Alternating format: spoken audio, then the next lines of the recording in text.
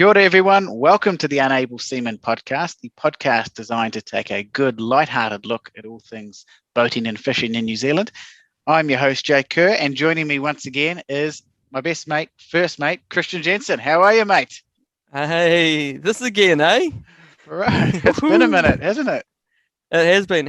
And I just want to say, this time, it's only taken us less than 15 minutes to work out Zoom. Our normal hour and a half absolute muck round hasn't happened today, has it?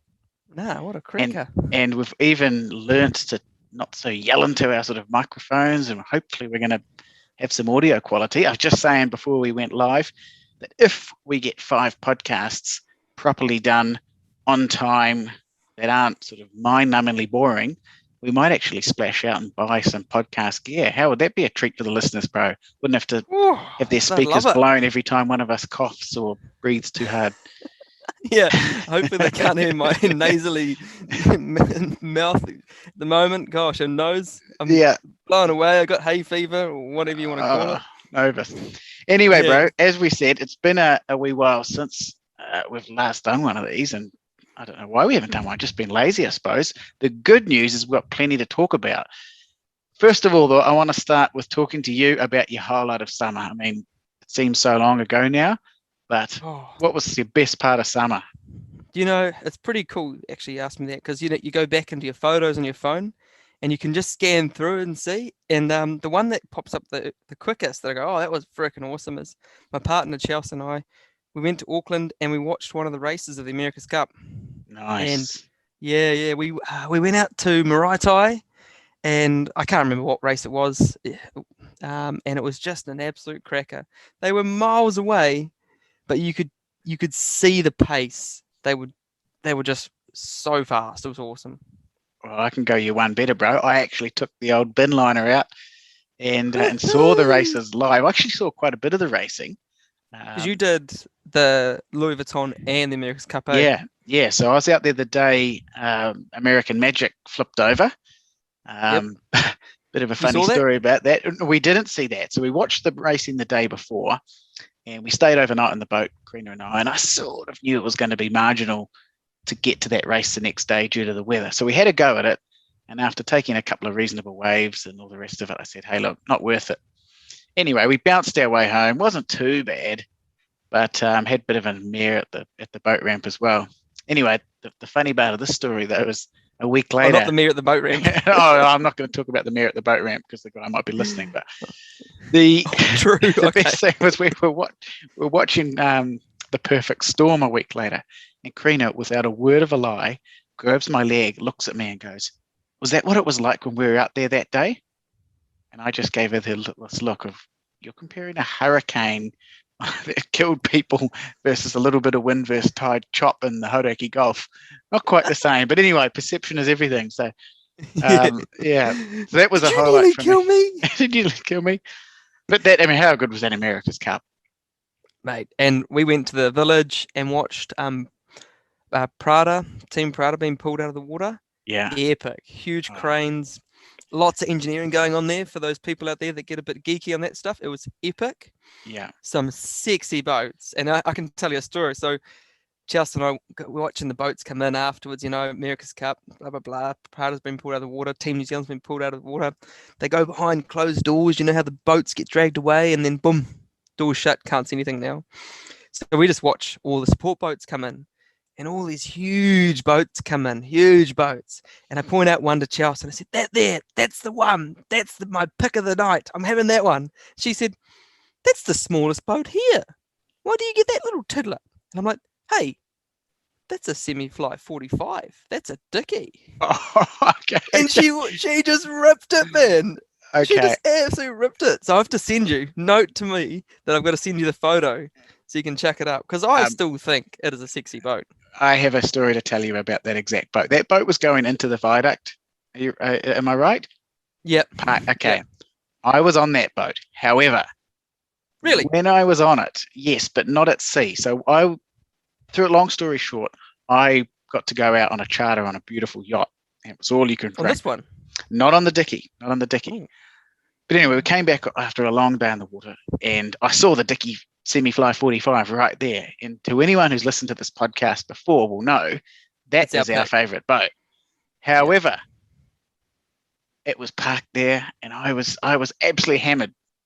Walked on it though and said, "Kate, mate, can I have a look?" And he showed me round, and I thought it was one of those moments where I thought everything I said was brilliant. You know, I thought, this is my dream boat. I know everything about this, and I'm going to impress this guy with my knowledge of it, and this is so cool. And no.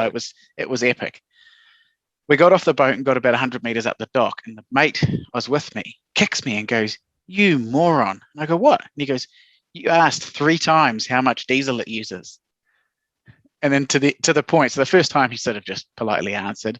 The second time he was like, "Oh, maybe you didn't hear." And the third time he just looked at my mate and was like, "Is this guy like, is this guy thick?" So here I was thinking, yeah. Here I was thinking that that I'd sorted it. Yeah, it unfortunately wasn't quite my best moment. But what a boat! Oh, no. We still love the Dickie. Yeah. So that one that I've just sent you a photo of is the one that you jumped on. Most likely, there's not that many of them. Yeah, no, that's it. That's exactly it. With the flags. Yeah, cool. So chuck that up on the podcast, share it with the crew. Yeah, that is my pick from the night. I could have had 100-foot, whatever. There were ribs there. There were Maritimos. Yeah, nah.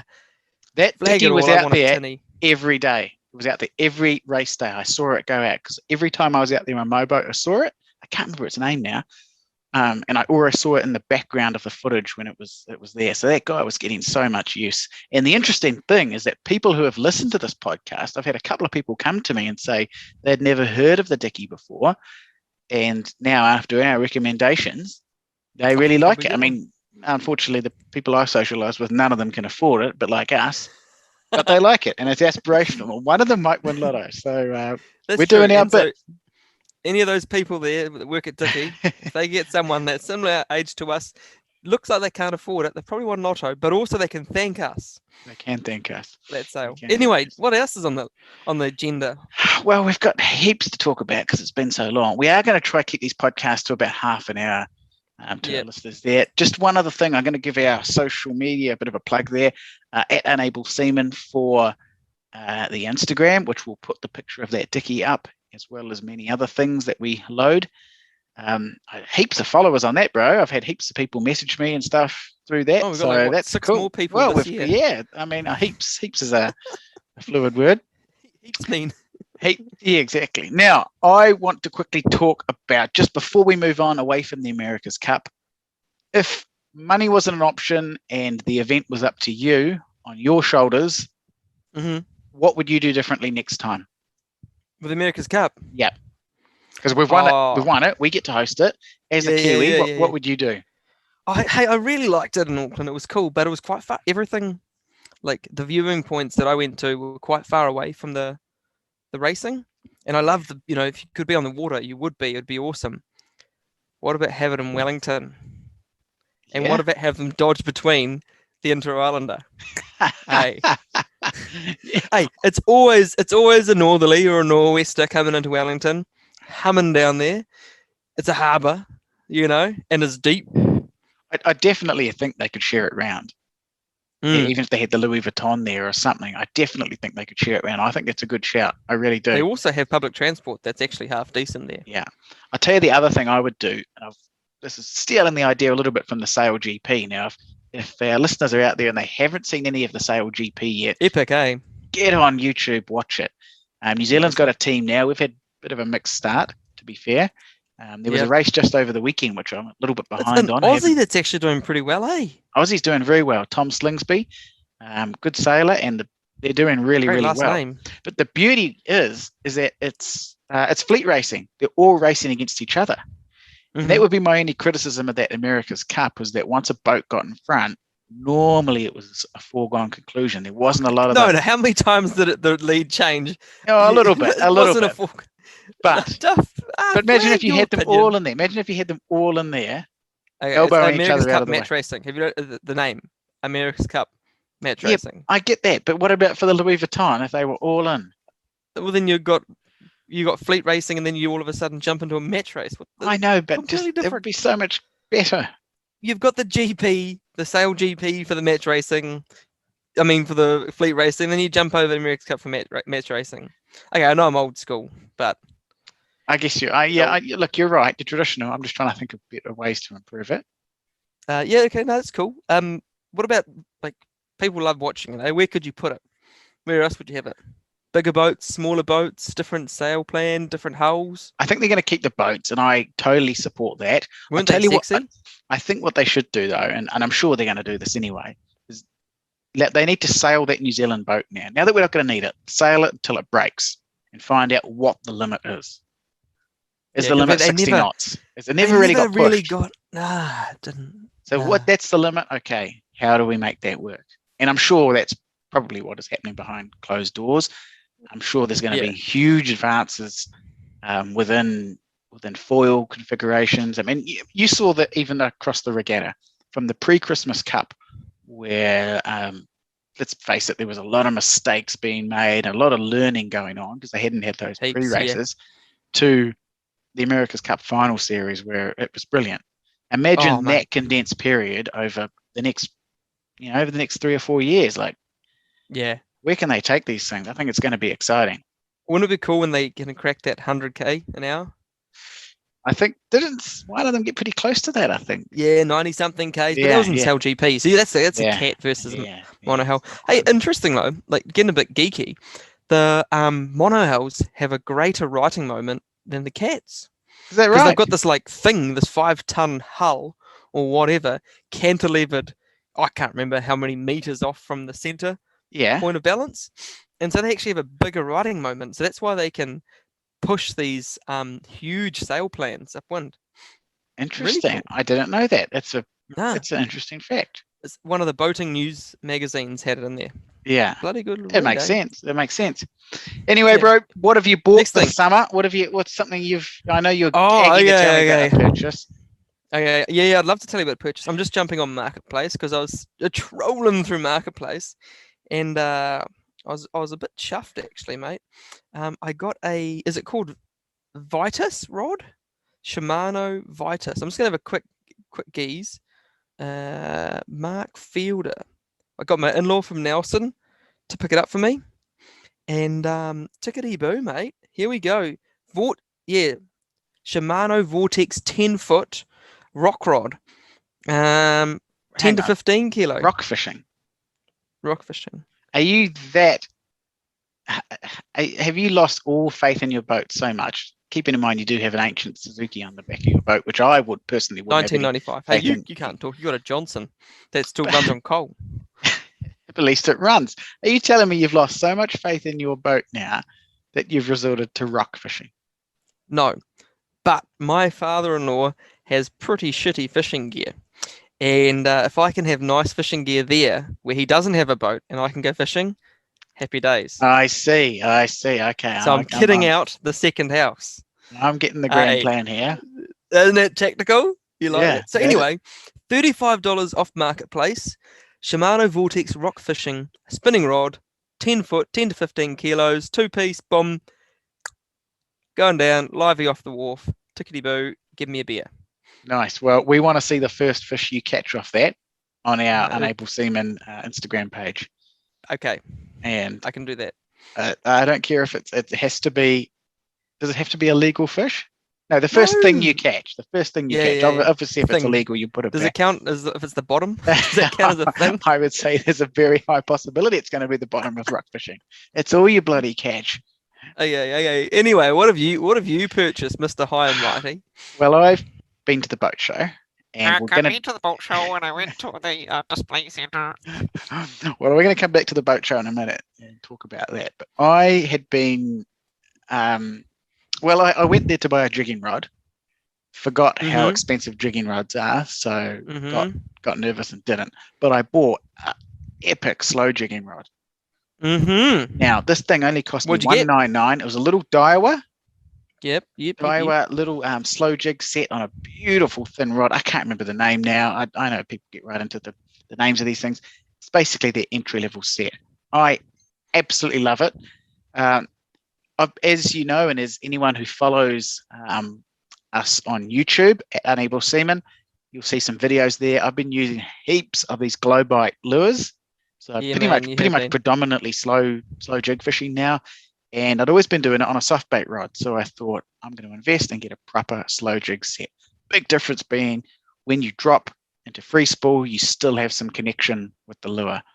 You can put your thumb on it and just Yeah. feel that You line can. coming off. And I know that sounds like such a marketing tool, but after fishing with a I'll couple give of you them, that. it makes a Yeah. huge difference. And my father-in-law, Grant, both of us get influenced by our father-in-laws by the sound of it here, but he had What? these sets set up, this slow jig setup, or a similar one, a Shimano product, and I thought, I've got to get me one of these. And do you know how I cracked it? When I bought the rod and I took it up there to catch its first fish, Grant was eyeing it up going, oh, shit, I would have got one of these if I'd known, if I'd seen it.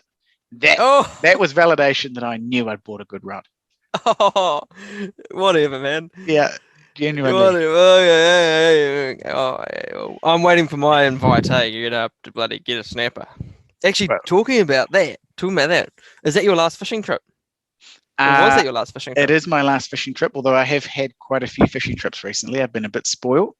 Have been. All on jigs, had really good sessions on the jigs. And again, if you want to see the end result, YouTube Unable Seaman or our Instagram Unable Seaman. I'll quickly tell you a story about a jigging mission we went on. Here's where I thought I needed a new jigging rod. My jigging rod was snapped by my father, who was Mr. Point This Load. is the first, second, third, or fourth time. About the second or third time. But anyway, took my other friend out, and he just returned from overseas with this $2,000 This is jigging my friend combo. Christian Kuhn. Christian Kuhn, if he's listening, shout out to you, mate. Hope you are listening. Hey, Safa's bride, Poiky. He's a South African, if you haven't quite picked up already. And he brought this thing, and he brought one was an overhead, and one was a Daiwa dogfight. Dogfight? Daiwa dogfight on a beautiful rod. Spin. Again, a spin set. So you had overhead and a spin. We had overhead and a spin. Oh, you could compare. It was so good. But anyway, I was on the spin set, and we're getting a couple of good kingies. He got one about 18. I got one a fraction smaller, and we're getting heaps of rats. Just having a good day. 18 grams. 18 kilos. 18 pounds. Kilos of muscle. Oh, jeez. And anyway, then Dad was jigging and hooked onto this fish. He caught a couple of rats, and I said, and he hooked, and all of a sudden, just real started screaming. Classic, you know. I thought, shit, he's into a winner Dad. here. Hook a fish, point to the sky. Well, I warned him. I said, do not lift it up. However, he had the opposite problem. He couldn't get the rod up. He couldn't get beautiful. a wind on it. You know, I was giving him shit. I said, Dad, wind this bloody thing. As my granddad would say, no fucker here around here. Exactly. Get your back into it, mate. Get your back into it. And I was sort of thinking, this is a bit embarrassing for him. Anyway, he finally got this thing turned around and got it up. And I'm thinking, oh, this is a beauty. And long story short, it was a massive bronzy. It had hit a jig, believe it or not. So it took the jig. Took the jig, not but even, we got it all the way to the surface, and we tried to get the jig out of its mouth. Then it obviously didn't like the little bit of dental work we were trying to give to it, and away it went. So it did get the jig, unfortunately. Yeah, which don't like leaving that in the fish's mouth, but it was either in its mouth or my hand in its mouth, and I know what I'd prefer. So nice. They won't hit a jig again, put it that way. Well, yeah, true. Hey, well, we didn't go jigging the last time we went out, but we had Annie and Mark, so Chelsea's parents there. Yeah. The man that picks up the fishing gear from Nelson for me. They were over. And so when they left after hanging out for the weekend, it was such a cracker day here in Wellington, like glassy calm. I said to Chelsea, so that one day out. of the year. Yep. Okay. Oh, come on. You've been out. You've been down here even. I've taken you out. It's been magic on 2 days. I've been down there, all right.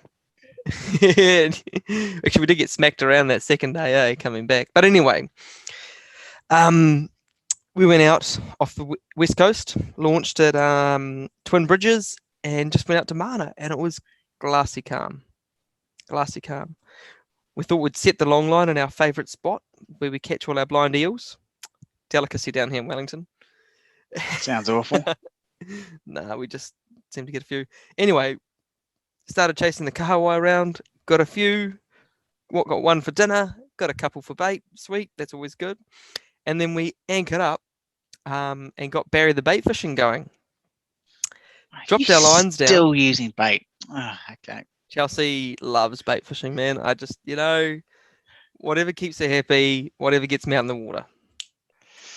Settle down, okay? Settle down. Anyway, I can see your face here. Anyway, first drop, Chelsea pulls up 52 centimetre gurnard. Not bad. Not bad at That's- all. That's a That's bloody good over half gurnard. a metre. That is a donkey. In fact, And that's a huge gurnard. Yeah, That's a huge gurnard. Yeah, I'll have to send you a photo so you can chuck it up on the Insta post. definitely. And I caught my first bloody rod caught snapper in How Wellington. good. Yeah, bro. So Was we it packed legal? up. Yeah, like legal. Well, I wouldn't Yeah. mention it otherwise. And packed up. We're like, Do- sure, got our feed. Do you even know what a legal snapper is these days? Aren't, Hey, aren't they like 27 down there still? Hey, settle down. Anyway, it was over 30. That's a live bait man up here. Okay. Anyway, we cruised home, and the whole way home, all the kahawai were just like mouthing the surface. And then we had that sunset. It was just magnificent, man. That's cool. And we just cruised home, just slowly cruised home through all the schools of fish. There wasn't even another boat in the water. It was magic. Oh, nice. Following on from that, I just want a bit of a plug, and I must remember. Have you been watching the Lateral Line? Oh, How good. I love their boat. I think it's Lateral- awesome. It's Snazzy a cool colours. boat, yeah. So for those Yeah. that don't know what we're talking about, the Lateral Line is Milan and Nathan from Big Angry Fish. They obviously don't make Big Angry Fish anymore. They've started a YouTube channel called The Lateral Line. And it's just them filming on a cell phone, basically going out An iPhone. an iPhone. And what I like about it, bro, is that it's not all about wall-to-wall fishing action. It's about two guys being on the water, enjoying just being in nature, I suppose. And there's still the fishing action for those that want it. But how good. Just really enjoyable. If you haven't seen it, have a look. And also, they've got a really cool setup. So those two, they're like us. They're just mates that want to go out and have a Exactly. fish. Yeah. Are you getting those photos I'm sending you? I am getting those photos. I have to send you the sunset, actually. The sunset was quite nice. But their boat is so wicked. And that tent that pops up on the front. I know. So- how good. So Nathan sleeps on the top under this like cool pop-up tent contraption thing. It's like a, how do you describe it? It's a bow rider that has a casting platform where the bow would be. Yeah. Yeah. And then um, Milan's underneath in like a sort of cuddy cabin with no windows. I'd call it a bit of a dungeon. But anyway, yeah. they have a great setup. It's very cool. It's very cool. And they were at the boat show too, so it was awesome to see it in real life. Now, just before we move on to the boat show, because I've got a lot to say about this boat show, but you've sent me through the photo, and for two guys who are trying to plug their social media at Unable Seaman, Yes. I'm a little bit dubious about uploading this photo, Christian. I mean, are you sure What? that's legal? Yeah, bro, it was well over. Oh, Hey, man. they might be quite big up there, but you don't have to put it up if you don't want to. Oh, I'll put it up. I have a fisher don't be officer so- or an ex-fisher officer as a partner, so it was measured 6.5 times. Yeah, well, you stretched the shit out of that. Okay, Okay, what babe. we're trying to show is that we are, just like everyone else, love getting out for fish and don't always catch big ones. No, There you go. That's our angle. We're realistic. We're realistic. Yeah. Speaking of things that aren't realistic, nice little segue there into the boat show. Now, before Boom. I start talking about the boat show, so I went to the boat show for those that everyone else went to. I'm assuming who are our listeners. Oh, that sentence made almost no sense. No, I didn't get that. What are we trying to say again? I was trying to say that I went to the boat show and you didn't go to the boat show. Oh, I didn't go to the boat you show. were, you were No. away. So this is sort of me reporting back to you and some of my highlights. Oh, actually, I was driving back from Rotorua Yeah. and you called me. And I think I parked on the side of the road for about 40 minutes while we had a chinwag. We had a chinwag, yeah. Yeah, Now, you were telling me all about it. Couple of things I want to get off my chest first. Yep, with boat go for it. shows. Ray Glass, Tristram, name a few other boating companies weren't there. Brands too, Mercury, Yamaha. Yeah. I would Big- forgive big them a little brands. bit because I think maybe they had stock issues.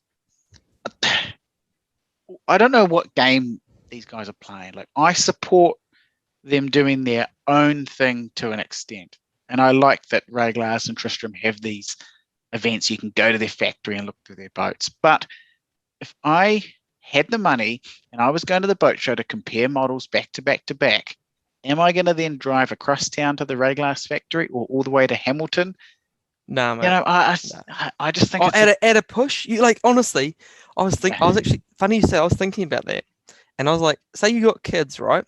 And most Yeah. of these guys that are spending $250,000 on a boat, bound to have a couple of sproglets. yeah. If you're trying to get away for the weekend with your family, and you've had a hall pass to go to the boat show, there's no way in Hades you're also going to be allowed Sunday off to go to the Tristram show and the Rayglass show. Not a chance. I'm inclined to agree with you because they run them at the same time. Now, clearly, their evidence must suggest that they do okay. And I know that both those companies are filled to the gunnels with orders. So, what do Yep. two dickheads like us know? But it's disappointing. It is really Yeah, well, disappointing. especially for someone for the like you. punter. You know, you go on there, you want to see them all. And I heard that it wasn't the Auckland Boat Show, it was the Alloy Boat Show. It's the Alloy Boat Show, that's for sure. And that's what I want to move on to now, because as much as I was disappointed that those fiberglass boats weren't there, the alloy boats at the moment, New Zealand is so far ahead of the game. So far ahead of the game. And it's Did not you just the big see- players anymore. It really isn't. Did you see de Havilland there? I didn't see De Havilland there. Okay. I think What about Fryan? I did not see Fryan there. In fact, you make a good point with Fryan.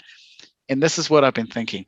Alloy boats for a long time were the poorer cousin, I think, of the boating world. And I know people are going to be throwing their toys, but they were. They were never as well finished. You know. Well, when you had a Sea Nymph V14.6 to compare, or a Bayliner, Capri, whatever yours is. Let's maybe just park the fact that we own two awful fiberglass boats. But even within the alloy boat market, I think the gap's closed now. It used to be like Extreme and White Pointer and what's a Dickie? I don't know. Well, Dickie weren't even there, so they don't. But Dickie's an alloy boat. I know, but what I'm saying, like, it used to be just these couple of big brands, and then there was a drop down to the Fryans and those sorts of things. Yeah. Not anymore. I mean, Fryan doesn't exist anymore, as far as I know. But some of these small brands, the one blew me away. Purecraft, Innovision. I mean, we've spoken about Innovision before on the podcast, but still cool. In the flesh, I'm going to give you some credit. Thank you. They're cool. They're genuinely cool. And some of the little the innovation, like for example, you wanted to say Innovisions, eh? Innovation. I know you wanted innovation. To say the innovation. Innovation. The best thing is look at these min coaters. Every boat now in the last 5 years has a min coater on it now. Mm-hmm. I mean, it's something Big Angry Fish used early on, and you've seen more and more guys use them. And with an alloy boat, it's a case of basically cut and paste, put it on, it works. Yep. You look and it looks okay. All got them included. The fiberglass boats, some of the butcher jobs I've had to do to get them on, not good. Yeah. And just the clever seating in them now, the clever layouts, they are all good. There isn't a dud now. Staby Craft, some of the stuff they're doing, so well finished. And what was your top boat? Actually, no. Run through. Let's get a bit serious here. Get a bit nerdy and all. So we've got, of your boats, the one that you would have for taking the boys out fishing, just for a sneaky afternoon fish. A boating company that really wowed me this time was Surtees. What? I've always thought Surtees were a little bit rough around the edges. I've always just thought, they're a good, cheap boat. Not anymore. Cheap, but okay. Well, comparatively, they always felt cheap, felt light. I think some of their smaller stuff is really cool. So you're talking about are you taking me out in the 5 meter, whatever it's the workmate? I know, quarter basic, but I was really impressed with them up close. Oh, basic bitch. The little what's it called? Center console from Staby as well. Oh yes, yeah, that's quite cool. They're looking really sharp too. Frontier or something. Yep, the Frontier, I think it's called. You're right. That was cool for a little. I think you probably do want a pontoon boat if there's a couple of you, soft baiting or something. Yeah. And so then if you're going to go take, the missus out for a weekend. The Huntsman Centurion. Oh, Okay, now that isn't an alloy boat, but that's where, and I was going to bring that in later, but since you've asked me the question, there is sorry, one, I got so excited here there is because one fiberglass boat company that is doing the business, and it is Huntsman right now. now when I was doing up my boat and studying engineering down in Canterbury, this is 2014, 15, I think. I saw that boat being developed. It had the plug, the mold, whatever you call it, the polystyrene mock-ups, and they were checking the sizing and all that. And those guys are so cool to deal with, so nice. They helped me, problem solve all the issues I was working on when I was replacing the floor and the stringers and stuff like that. Have heaps of time for that company. Yeah, and I have to clear my bias there too, that mum and dad do own a Huntsman, but even just subjectively looking at this new model, so the Centurion Beautiful, is the same hull, in that they've run a couple of different decks on it. So there's the hardtop, and then there's a Elite Angler, which has got sort of two pedestal seats, quite a bit of room, and then there's the I can't remember the name of it, but it's the sort of more comfy layout, similar to what we've got. They had one at the boat show that was like massively specced, all beautiful colors. If you get on Huntsman Facebook page or their Instagram, even, I'm sure you can see a picture. Oh, in fact, I'll even put a link to it on our awesome, Unable 7 Instagram. And I what a think weapon! they might even make that mold or that hull into a bow rider if we're not too In the not too distant unlucky future. in the future. Yeah, and we've spoken a lot about Huntsman before, but that's what I'd have as a take the missus out boat, the cheese and crackers boat, as they call it. The cheese and crackers. Yeah, I mean, Buccaneer had a pretty cool new model. Haynes Hunter had the 6-meter SF hardtop. Oh yeah, cool. They always look pretty good. Yeah, it's a new model. So the SF 660, I think it is. I'm just looking at my notes here to try find the actual length. You took notes from the boat show. Bear with me. I am a nerd. The journalist over here. Well, I was interested News, Jacob Rees-Kurt. Because you are actually looking up through a book. It's quite small for a hardtop. Is it 6 meters? The smallest hardtop. It's 6 point. I have to look it up now. In all fairness, though, Extreme have like a 5. What was it called? The 5. Yeah, but this is like a proper hardtop. You're talking about that little bitty cabin thing. This is a proper. So they've done some clever things with that. But apart from that, no other fiberglass boat was doing much. Really, genuinely. You look inside a Buccaneer, and I love Buccaneer. I always have. I've always had a soft spot for them. But you could have been looking at the boat show from 10 years ago almost. There's just nothing different in them. Yeah, there's just nothing different in them anymore. They need to actually make a new model or give it a bit of a revamp. Yeah, you get a bit. That's the thing, with the alloy that you see, they can cut and shape and weld and do some cool things really easily. Easily. They really can. It's a bit harder of a mold, eh? Oh, mate. So you had a good weekend. Then you went to the Tristram factory, did you, as well? No, I didn't go to any of the factories in the end. Again, for that reason. I was like, no, I'm not going to make the effort. They haven't made the effort to come to the show. I'm not a genuine buyer, so it was no great loss to them. You're not a genuine buyer. No, you're very happy. You're comfortable with the Bayliner Capri and the I am now. And the Johnny. This is the problem with us not with a podcast for a while, is that Tristram have actually released a model since you and I have last spoke, the 821 offshore. Yeah. Thoughts? And you actually you sent me down the boat. What is it called? Boating New Zealand magazine on it. It's a beast. It is a big boat. It pains me to say it. You like it, eh? Probably my favourite fiberglass boat at the moment.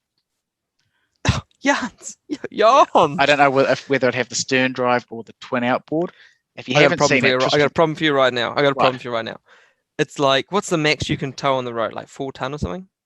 It can be towed. Oh yeah, like if you take the back seats out and you have it empty. Yeah, it's marginal, but and maybe if you take off one of the outboards. Yeah, like it's not towable, bro. It is not towable. It's beautiful. It's for someone that's parked up at I don't know, Whangamata or somewhere like that, or maybe even Whitianga, the waterways, where the boat's always there. It's basically on one of those fancy little docks where it drops into the water and then out they go. It is not a boat to go and launch at a pedo bay. No, I agree with you. I agree that the comparative alloy would be lighter. Way And like give me an 8-meter Surtees over that thing any day of the week. yeah. Oh, I'm surprised you don't like it. I thought I would have had you on this. You know I don't want to like it. I really don't. I know want to you like don't it. want to like it. I don't know But- you don't want to. But Hey, don't I, get me but wrong. I am Look, unbiased enough to. all I accept- thought was I can't tow that with my rodeo. Nah, can't have it. Which actually does limit me to a lot of boats that I I was can't gonna actually. say, anything more than a Viking kayak you ruled out with. Hey! What do you drive now, Mister? Yes, Mister, I don't know. like my rodeos. For those that don't know, Christian and I drive the exact same ute. And it pains you, doesn't it? After You years hate of it. giving him grief for it. Oh, this is brilliant. This is brilliant. So I would have been keen to go see that at the factory, but that was. You mean the rodeo factory for the latest model? Okay. No. But here, and this it sort of flows on nicely from what have you got now? the Tristram 821, is a boat that I found at the boat show, and it's not a new boat company per se, but they've Got my phone here. released a new Ready to model. research. What is it? Okay, type in. It Type it is. in. Oh, you have your notebook there. I do have my notebook here. It's a boat by Circa. Now, Circa is a boat company in Whangarei. They made alloy boats for a long time now, but they've partnered up with a company called Offshore Boats New Zealand. Now, I don't know the full story behind. Oh, Basically, Circa builds the boat. Offshore Boats do the everything inside. That's my understanding. Now, you want to look at this Circa 950. because they also do that. Oh, offshore patrol vessel or whatever. An epic looking thing, the 24-meter offshore yacht. Yes. Or they yes, built, They do. They build them. So they're a boat building company. Well, now they've partnered. You contract them to build a boat, right? Yeah. Now the Circa 950 hard top. What's the actual model? Yeah, Circa 950 actually. Oh my God. I'm going to put a picture on the Unable Seaman Instagram. I know I always plug this Instagram, but for God's sake, if you don't look at anything else we put up, please take a minute out of your day to go and look at the Circa. Ooh, Google Circa 950 SL. Ooh. SL. Oh, honestly, I would have it over the equivalent Dickie trailer boat. Not the Dickie we spoke of earlier, because that's the 45. That's the big one. That's still the dream. But the It's Dickie, got twin 300s on the back. exactly. The Dickie 850, I think we picked as our favorite boat a few episodes trailer ago. bull. Yeah. You can turn that into Coke cans, as far as I can. Oh, wow. As far as I'm concerned. This thing is the duck's nuts. It's got some classic lines. Beautiful lines, nice pointy lines. I reckon they took those lines off Redicat. Yeah, I don't think they did. Beautiful bifold doors, electric window, nice indoor-outdoor flow, twin 300s on the back. There's nothing you could not do on that. They do a 750 as well. But this thing was at the boat show. And I kind of like the twin motors because you can do that spot hold thing without having the thing. Look at the dashboard. 24-inch Simrad unit. Oh, that's almost porno, isn't it? 24-inch. You could... People have got... I've been to bars with smaller TVs than that. Twin 300s, eh? Like, okay, here you go.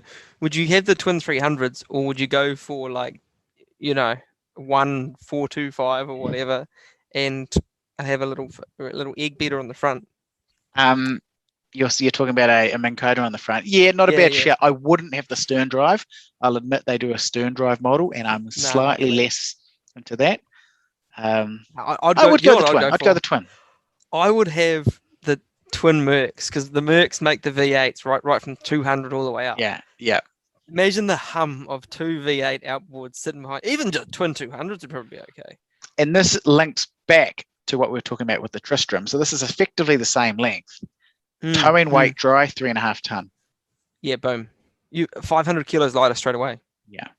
So really, really impressive boat. 51 knots, twin 300s, 51 knots. Bro, you can take that back to twin 200s. You do not need to go 51 knots in an 8-meter, 9.5 meter alloy boat. I'm going to have to get It's capable of taking a pair of 425s. This boat is ridiculous. I know. 600-litre fuel tank. Well, that'd last about 5 minutes if you put those 425 V8s on it. Oh, and look at the Just- back. I The know. back setup with the cage. I know. Oh, I know. please put. Okay, I'm going to send you. I'm looking at the Pacific Powerboat magazine. No. Take a breath. Take a breath. We were going to talk about these anyway, and this is a beautiful segue. Oh, what? It can take the Mercury 600 horsepower outboard. I've just looked at the spec sheet. You know the new 600 V12? Yeah. The one where it doesn't actually steer, just the gearbox steers. Yeah, for those that haven't seen Ain't that kind yet, of cool. take a minute to Google it. It's the Mercury V12 600 horsepower outboard. And as Christian's just said, the actual body doesn't turn. The lower leg turns. Have a look on Engine YouTube. rate. Brilliant, brilliant engine. Range up to 850 horsepower. I see what you mean. Yeah. Okay. So one of those would you have one of those? I would Would you? hate to think the price. I imagine 100 grand plus. I 100 would grand plus. I would say that would be very light. You reckon? Those 7 Marine things, those 625 horsepower 7 Marine things, I want to say they were 250 grand each. I don't know why I've got that figure in my head, but I think they are. But that's a brilliant boat. That's a brilliant boat. I know I know for people listening, you really need to have a look. It does actually look quite nice. So that was my boat of the show. Going back to talking about alloy boats, though, just quickly. Yep. And probably there are quite something. A few good ones. There are quite a few good ones, and this is the sort of point I'm gonna make is that New Zealand is going to be the world's going to be in trouble with supply chains. I've already heard, I could hear manufacturers there talking about like outboards and everything. I overheard, because I was being a nosy bugger, a person on the Extreme stand, ask me about Extreme boats in a minute, by the way, on the Extreme stand, who was buying an 850 Extreme, or it might have been a 7, I can't remember the model, but basically the salesman was saying, look, it's 250 grand and you're not going to have your boat until this time next year. Ooh. So that's a whole summer without your boat. Yeah. And then I was at a boat show, so it was quite noisy. But the guys basically said, and the price is the price. So there's no negotiation on price. There's such a demand for boats at the moment, secondhand, new, outboards, all the bits that go with it, that people are paying full price and still waiting a year. Now, here's the point.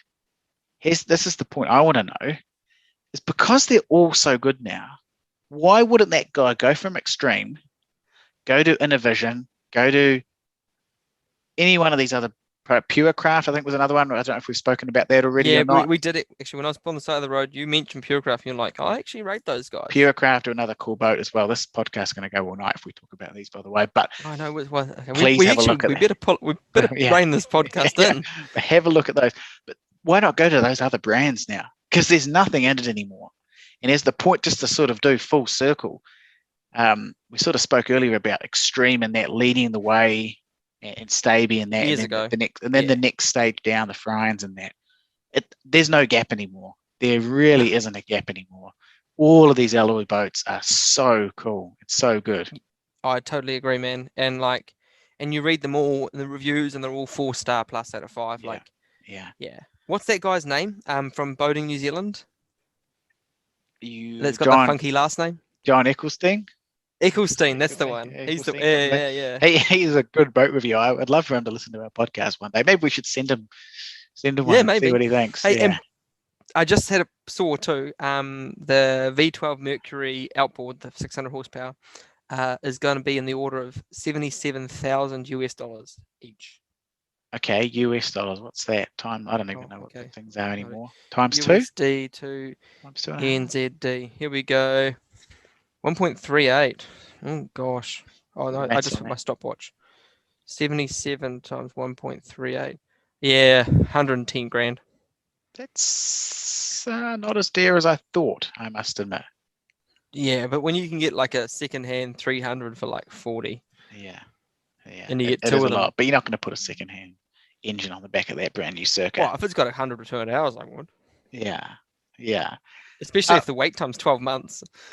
Well, exactly. Yeah, although they're going to be worth bloody all sorts. Does that mean that the second-hand boat market's gone up and our boats are worth more now?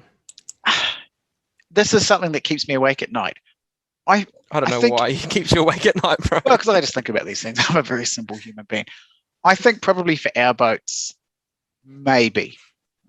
Keeping in mind our boats are pretty average. I think if you've got a halfway decent boat, definitely. And the proof will be in the pudding, and I'll certainly report back on this podcast. My parents are intending to sell their boat. Oh yeah, they've got the 2007 Huntsman. 6000. Yeah. We've had lots of fun on that one. That's a great boat. We've had a heap of fun in it. Now they're thinking of selling to buy a newer model Huntsman. Yeah. And what are they going to get? I don't know. I'll report back, but what I hear and what I gather is that they'll make money, or that will make money is too strong a word. They won't hurt on it. They will probably get what they paid for it, however many years ago, 10 years ago. Yeah, because they purchased it in the last GFC. Yeah, and they did. And to be fair, he's just put a new trailer under it. Like he got the nice stainless steel rocket launcher and stuff. So there's a bit of added value, I suppose. But I think he'll do okay. Now the proof will be next time we do a podcast, or however long it takes to sell. But that will be the answer is what is the used boating market like. But I mean, go back to what I said a minute ago. That guy's having to wait over a year for his brand new Extreme. Why would you not go buy a second-hand one? And there's plenty of them on Trade Me asking big dollars. And a lot of those boats, they're barely used. Mate, I can see on my list of things that we're to talk about, and we have talked about, we need another podcast. We do need another podcast. So as promised, ladies and gentlemen, we are going to try to get back to regular service and do one of these a month. And if we bang out 5, then we are going to get some proper podcast gear, because I know the worst thing about this podcast is the audio quality. When I listen back to it, I'm always disappointed. The problem we have is that Christian is in Wellington and I am in Te Awamutu, which of course means we're relying on bits and bobs. Well, no one knows where Te Awamutu is. That's the first problem. That's the problem. I don't think the internet knows where Te Awamutu is. So what we'll do is we will get some podcasting gear, and we will make an effort to be together to actually film them. I think it'd be so much better to be in the same room anyway. Imagine that. Yeah. As a segue out of our episode, am I going to come up to you for this podcast, or are you going to come down to the capital? I think we do a bit of both. I think we there has been some chit chat, eh? Yeah, I think we could go on for another hour. Like I say, I do want to make a few episodes before I go and invest in the gear, because some of it is expensive. And my plea to the listeners there is, if you are listening, please give us some feedback and let us know you're listening. I don't care if it's a message on Instagram, if it's face-to-face, if you know us, but please make the effort to let us know, because the only way we know doing this is worth it is when we get feedback. And I'm sure you... Sorry, go. I was going to say, and the other feedback I want is, I don't know if anyone on this podcast knows, but I've been given a pretty hefty responsibility, and I'm looking for feedback on stag do ideas that involve the water. Yes. So to fill you in, I'm getting married. Christian is my best man, and he is planning my stag do. So if you have an idea to stitch me up, or some sort of idea to help him out, get in contact. You can actually email us at unableseaman.gmail.com, I think it is. Something like that. At unableseaman on Instagram, you name it. YouTube, we've got a YouTube channel at unableseaman, where we're uploading heaps of videos about using the slow jigs as well. Anyway, bro, I think that's enough plugging our own. That's good. Plugging our own bung, so to speak. Wrap her up and save some goss for next time. Save some for next time. It's been bloody good to be back on here. Oh yeah. And I hope I hope the listeners have enjoyed it. We've covered a lot of ground, and we've zigged and we've zagged, and it's the thing with this. We never really have any plans, but we just get there in the end. Wicked. Well, until next time, man. Until next time, bro. We'll see you, and thanks again, everyone, for listening. See you later.